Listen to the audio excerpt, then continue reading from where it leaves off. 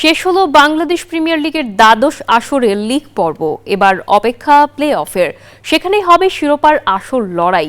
League পর্ব শেষে ছিটকে গেছে দুই দল, ঢাকা ও নোয়াখালী। অন্যদিকে লিগ পর্বে বোলিংয়ের পাশাপাশি ব্যাটিংয়েও দাপটে বাংলাদেশিদেরা। প্লে অফের 4 দল অবশ্য আগেই নিশ্চিত হয়েছিল, বাকি ছিল কেবল স্থান নির্ধারণী লড়াই। লিগ পর্বের একেবারে শেষ ম্যাচে হয় সেই আনুষ্ঠানিকতাও।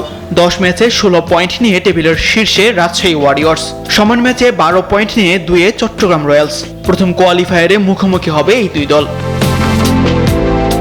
চট্টগ্রামের সমান 12 পয়েন্ট পেলেও নেট রান রেটে পিছিয়ে 3-এ রংপুর রাইডার্স। এলিমিনেটরে দলটির প্রতিপক্ষ 10 পয়েন্ট নিয়ে লিগ পর্ব শেষ করা সিলেট টাইটান্স।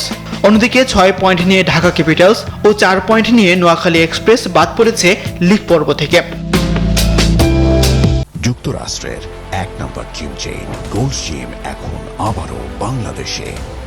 বসুন্ধরা আবাসিক এলাকা ও বসুন্ধরা সিটি শপিং মলে।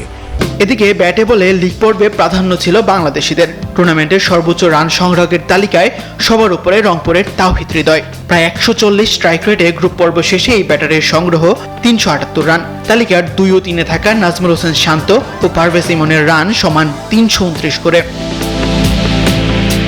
শীর্ষ উইকেট শিকারীর তালিকায়ও এগিয়ে দেশি ক্রিকেটাররা।